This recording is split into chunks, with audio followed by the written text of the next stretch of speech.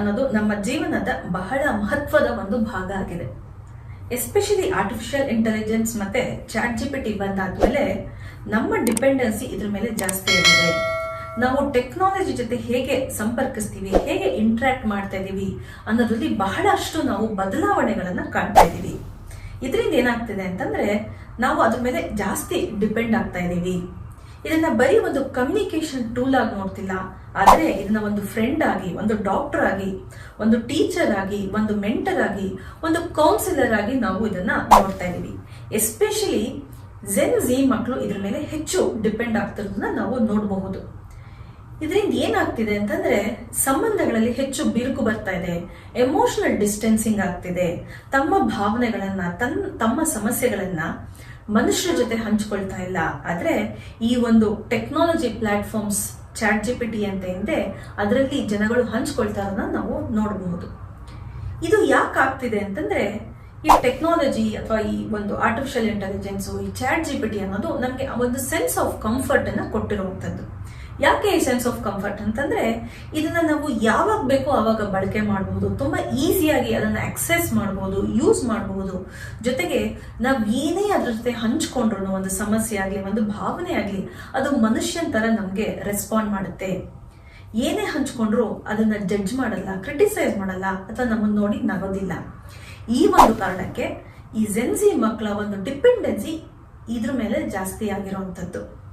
ಆದ್ರೆ ಇದ್ರ ಮಧ್ಯ ನಾವು ಏನು ಗಮನಿಸಬೇಕು ಅಂತಂದ್ರೆ ಈ ಸೆನ್ಸ್ ಆಫ್ ಕಂಫರ್ಟ್ ಜೊತೆ ಸೀರಿಯಸ್ ಫ್ಯಾಕ್ಟರ್ಸ್ ಇದೆ, ಅಂದ್ರೆ ಸೀರಿಯಸ್ ರಿಸ್ಕ್ ಫ್ಯಾಕ್ಟರ್ಸ್ ಇದೆ ಅನ್ನೋದನ್ನ ನಾವು ಮರಿಬಾರ್ದು. ಇದನ್ನ ನಾವು ಗಮನದಲ್ಲಿ ಇಟ್ಕೊಂಡಿರ್ಬೇಕು. ನಿಮ್ಮನೇಲಿರುವಂತಹ ಮಕ್ಕಳಿಗೆ ಇದ್ರ ಬಗ್ಗೆ ಒಂದು ಅವೇರ್ನೆಸ್ ನ ಕೊಡಿ. ಚಾಟ್ ಜಿಪಿಟಿನ ಹೇಗೆ ಬಳಕೆ ಮಾಡ್ಕೋಬೇಕು, ಎಂತ ಇನ್ಫಾರ್ಮೇಶನ್ ಅನ್ನ ಅಲ್ಲಿ ಶೇರ್ ಮಾಡಬೇಕು, ಯಾವ ತರ ಇನ್ಫಾರ್ಮೇಶನ್ ನ ಶೇರ್ ಮಾಡಬಾರ್ದು ಅನ್ನೋ ಒಂದು ಮಾಹಿತಿನ ನೀವು ತಿಳ್ಕೊಂಡು ನಿಮ್ಮ ಮಕ್ಕಳ ಜೊತೆನೂ ನೀವು ಹಂಚ್ಕೊಳ್ಳಿ. ಇವತ್ತಿನ ಈ ಒಂದು ಸಂಚಿಕೆಯಲ್ಲಿ ನಾನು ಚಾಟ್ ಜಿಪಿಟಿ ಜೊತೆ ಯಾವ ವಿಷಯಗಳನ್ನ ಶೇರ್ ಮಾಡಬಾರ್ದು, ಎಸ್ಪೆಷಲಿ ಒಂದು 5 ಪ್ರಶ್ನೆಗಳನ್ನ ಚಾಟ್ ಜಿಪಿಟಿ ಜೊತೆ ಕೇಳಬಾರ್ದು, ಅದರಿಂದ ತುಂಬಾನೇ ಸೀರಿಯಸ್ ರಿಸ್ಕ್ಗಳು ಆಗುವಂತ ಒಂದು ಚಾನ್ಸಸ್ ಇರುತ್ತೆ.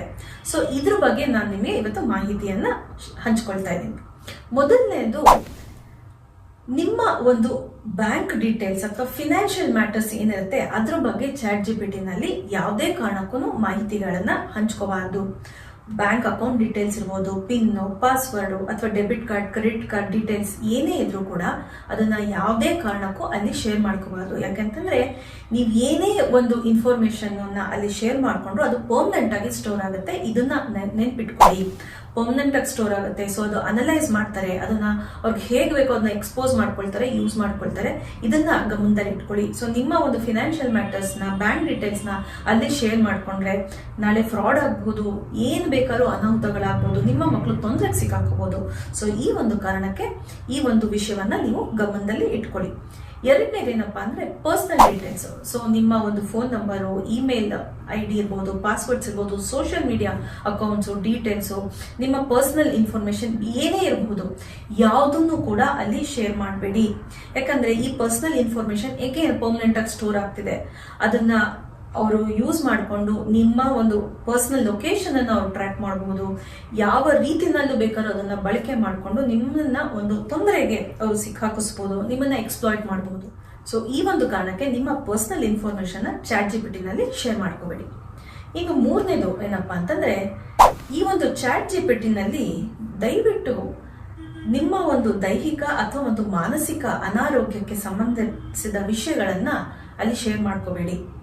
ಸೊ ನಿಮ್ಗೆ ಏನೇ ಒಂದು ಹೆಲ್ತ್ ಪ್ರಾಬ್ಲಮ್ ಇರ್ಬೋದು, ಅದಕ್ಕೆ ಲೈನ್ ಆಫ್ ಟ್ರೀಟ್ಮೆಂಟ್ ಏನು, ಅದನ್ನ ಹೇಗೆ ಡಯಾಗ್ನೋಸ್ ಮಾಡಬೇಕು, ಅದಕ್ಕೆ ಏನ್ ಟ್ರೀಟ್ಮೆಂಟ್ ತಗೋಬೇಕು ಅಂತ ಚಾಟ್ ಜಿಪಿಟಿನ ಕೇಳಿ ಅದನ್ನ ಫಾಲೋ ಮಾಡುವಂಥದ್ದು ಇದು ದೊಡ್ಡ ತಪ್ಪು. ನಿಮಗೆ ಏನೇ ಹೆಲ್ತ್ ಇಶ್ಯೂ ಆದ್ರೂ ಡಾಕ್ಟರ್ ಹತ್ರ ಹೋಗಿ ಅಲ್ಲಿ ಡಯಾಗ್ನೋಸ್ ಮಾಡಿ ಲೈನ್ ಆಫ್ ಟ್ರೀಟ್ಮೆಂಟ್ ಅನ್ನ ತಗೊಳ್ಳಿ. ಯಾಕೆಂತಂದ್ರೆ ಚಾಟ್ ಜಿಪಿಟಿ ಕೊಡುವಂತ ಒಂದು ಸಜೆಷನ್ಸ್ ತುಂಬಾ ಸಲ ಮಿಸ್ಲೀಡಿಂಗ್ ಆಗಿರ್ಬೋದು, ಅದರಿಂದ ನೀವು ತೊಂದರೆಗೆ ಸಿಕ್ಕಾಕೋಬಹುದು. ಸೊ ಆ ಕಾರಣಕ್ಕೆ ಹೆಲ್ತ್ ಇಶ್ಯೂಸ್ ಇದ್ರೆ ಆ ಒಂದು ಇನ್ಫಾರ್ಮೇಶನ್ ಟ್ರೀಟ್ಮೆಂಟ್ ಅನ್ನ, ಡಯಾಗ್ನೋಸ್ ಅನ್ನ ಚಾಟ್ ಜಿಪಿಟಿನಲ್ಲಿ ಹುಡುಕ್ಬೇಡಿ. ಹಾಗೇನೆ ನೀವು ಮಾನಸಿಕವಾಗಿ ಏನಾದ್ರು ಬಳಲ್ತಾ ಇದ್ರೆ, ನೀವೊಂದು ಖಿನ್ನತೆಗೆ ಒಳಗಾಗಿದ್ರೆ, ಒಂದು ಆತಂಕಕ್ಕೆ ಒಳಗಾಗಿದ್ರೆ, ಅಥವಾ ಬೇರೆ ಯಾವುದೇ ಒಂದು ಮಾನಸಿಕ ಅನಾರೋಗ್ಯಕ್ಕೆ ಒಳಗಾಗಿದ್ರೆ ದಯವಿಟ್ಟು ಅದನ್ನ ಒಂದು ಕೌನ್ಸಿಲರ್ ತರ ಟ್ರೀಟ್ ಮಾಡಬೇಡಿ. ಯಾಕಂತಂದ್ರೆ ಅದು ನಿಮ್ನ ಜಡ್ಜ್ ಮಾಡಲ್ಲ ನಿಜ, ಕ್ರಿಟಿಸೈಸ್ ಮಾಡಲ್ಲ ನಿಜ, ಆದ್ರೆ ಕಾನ್ಫಿಡೆನ್ಷಿಯಲ್ ಅಂತೂ ಖಂಡಿತವಾಗ್ಲೂ ಅಲ್ಲ. ನಮ್ಮ ಕೌನ್ಸಿಲರ್ಸ್ ಆಗಲಿ ಅಥವಾ ಥೆರಪಿಸ್ಟ್ಗಳಾಗಲಿ ನೀವು ಏನೇ ಒಂದು ಮಾಹಿತಿನ ಶೇರ್ ಮಾಡಿದ್ರೆ ಅದನ್ನ ಕಾನ್ಫಿಡೆನ್ಷಿಯಲ್ ಆಗಿ ಇಟ್ಟಿರ್ತಾರೆ, ಯಾರ ಜೊತೆನೂ ಹಂಚ್ಕೊಳ್ಳಲ್ಲ ನಿಮ್ಮ ಪರ್ಮಿಷನ್ ಇಲ್ಲದೆ. ಆದರೆ ನೀವು ChatGPT ನಲ್ಲಿ ನಿಮ್ಮ ಏನೇ ಒಂದು ಸೀಕ್ರೆಟ್ಸ್ನ ಕನ್ಫೆಸ್ ಮಾಡ್ಕೊಂಡ್ರೆ ಅಲ್ಲಿ ಅದು ಪಬ್ಲಿಕ್ ಆಗುತ್ತೆ. ಸೊ ಈ ಒಂದು ಕಾರಣಕ್ಕೆ ಅದು ಕಾನ್ಫಿಡೆನ್ಷಿಯಲ್ ಅಲ್ಲ, ಅದ್ರ ಜೊತೆ ನನ್ನ ಪರ್ಸನಲ್ ಇನ್ಫಾರ್ಮೇಶನ್ ಎಸ್ಪೆಷಲಿ ನನ್ನ ಒಂದು ಸೀಕ್ರೆಟ್ಸ್ ಏನೇ ಒಂದು ಕನ್ಫೆಷನ್ಸ್ ಇದ್ರು ಅಲ್ಲಿ ಶೇರ್ ಮಾಡ್ಕೋಬಾರ್ದು ಅನ್ನೋದನ್ನ ನೀವು ಗಮನದಲ್ಲಿ ಇಟ್ಕೊಂಡಿರ್ಬೇಕು. ಇನ್ನು 4ನೇದು ಏನಪ್ಪಾ ಅಂತಂದ್ರೆ ಇಲ್ಲೀಗಲ್ ಮತ್ತೆ ಡೇಂಜರಸ್ ಥಿಂಗ್ಸ್. ಸೊ ಎಕ್ಸಾಂಪಲ್ಸ್, ಬಾಂಬನ್ನ ಹೇಗೆ ತಯಾರಿಸೋದು, ಅಥವಾ ಹ್ಯಾಕ್ ಹೇಗೆ ಮಾಡೋದು, ಇಲ್ಲ ಮರ್ಡರ್ ಹೇಗೆ ಮಾಡೋದು, ಅಥವಾ ಡ್ಯೂಪ್ಲಿಕೇಟ್ ನೋಟ್ಸ್ಗಳು, ದುಡ್ಡನ್ನ ಹೇಗೆ ತಯಾರಿಸೋದು, ಇಂಥ ಮಾಹಿತಿಗಳನ್ನ ನೀವು ಒಂದು ಕ್ಯೂರಿಯಾಸಿಟಿಗೆ ಅಲ್ಲಿ ಕೇಳಬಹುದು. ಆದ್ರೆ ಇದು ಪ್ರತಿಯೊಂದು ಮಾಹಿತಿನೂ ಅಲ್ಲಿ ರೆಕಾರ್ಡ್ ಆಗ್ತಾ ಇರುತ್ತೆ, ಅದನ್ನ ಟ್ರ್ಯಾಕ್ ಮಾಡ್ತಿರ್ತಾರೆ. ಸೊ ಇಂಥ ವಿಷಯಗಳನ್ನ ಇಂಥ ವ್ಯಕ್ತಿ ಹುಡುಕ್ತಾ ಇದ್ರು ಅಂತಂದ್ರೆ ನಿಮ್ಮ ಮೇಲೆ ಸಂಶಯ ಪಡುವಂತ ಸಾಧ್ಯತೆ ಇರುತ್ತೆ. ನೀವೇನೋ ಒಂದು ನಾಳೆ ತಪ್ಪು ಮಾಡಬಹುದು, ಒಂದು ಕ್ರೈಮ್ ಮಾಡೋ ಸಾಧ್ಯತೆ ಇದೆ ಅಂತ ಹೇಳಿ ಅವ್ರನ್ನ ನಿಮ್ಮನ್ನ ಟ್ರ್ಯಾಕ್ ಮಾಡಬಹುದು, ಅರೆಸ್ಟ್ ಮಾಡಬಹುದು. ಸೊ ಈ ಒಂದು ಕಾರಣಕ್ಕೆ ಇಂಥ ವಿಷಯಗಳನ್ನ ChatGPT ನಲ್ಲಿ ದಯವಿಟ್ಟು ಹುಡುಕ್ಬೇಡಿ. ಇನ್ನು ಕೊನೆಯದಾಗಿ ನಿಮ್ಮ ಒಂದು ರಿಯಲ್ ಲೈಫ್ ಡಿಸಿಷನ್ಸ್ ಅಂದ್ರೆ ಒಂದು ತುಂಬಾ ಮುಖ್ಯವಾದ ನಿರ್ಧಾರಗಳನ್ನು ತಗೊಳ್ಳುವಂತ ವಿಷಯಗಳನ್ನ ದಯವಿಟ್ಟು ಅದ್ರ ಜೊತೆ ಶೇರ್ ಮಾಡ್ಕೋಬೇಡಿ. For example, how to quit a job. ನಾಳೆ ನಾನು ನನ್ನ ಜಾಬ್ ಅನ್ನ ಕ್ವಿಟ್ ಮಾಡ್ತಾ ಇದ್ದೀನಿ, ಸೊ ಹೇಗೆ ಕ್ವಿಟ್ ಮಾಡಬೇಕು, ನನ್ನ ಬಾಸ್ ಹತ್ರ ಏನ್ ಮಾತಾಡಬೇಕು ಅನ್ನೋಂಥ ವಿಷಯ, ಅಥವಾ ನಾಳೆ ನಾನು ಬ್ರೇಕಪ್ ಆಗ್ತಾ ಇದ್ದೀನಿ ನನ್ನ ಗರ್ಲ್ ಫ್ರೆಂಡ್ ಜೊತೆ ಅಥವಾ ಒಂದು ಬಾಯ್ ಫ್ರೆಂಡ್ಸ್ ಜೊತೆ, ಹೇಗೆ ಬ್ರೇಕಪ್ ಆಗಬೇಕು, ಈ ತರ ಒಂದು ಕ್ವೆಶ್ಚನ್ ಕೇಳುವಂಥದ್ದು. ಅಥವಾ ಯಾರನ್ನೋ ಪ್ರಪೋಸ್ ಮಾಡಬೇಕು, ಹೇಗೆ ಪ್ರಪೋಸ್ ಮಾಡಬೇಕು, ಅಥವಾ ನಾನು ನೋಡಕ್ ಚೆನ್ನಾಗಿದ್ದೀನಾ, ನಾನು ಪ್ರಪೋಸ್ ಮಾಡಬಹುದಾ, ಈ ತರ ಒಂದು ಪರ್ಸನಲ್ ಇನ್ಫಾರ್ಮೇಶನ್, ಮುಖ್ಯವಾದ ನಿರ್ಧಾರಗಳು, ಒಂದು ಹೆಜ್ಜೆಗಳು ತಗೊಳ್ಳುವಂತ ವಿಷಯಗಳು. ಸೊ ಇಂಥ ವಿಷಯಗಳನ್ನು ದಯವಿಟ್ಟು ChatGPT ನಲ್ಲಿ ಶೇರ್ ಮಾಡ್ಕೋಬೇಡಿ.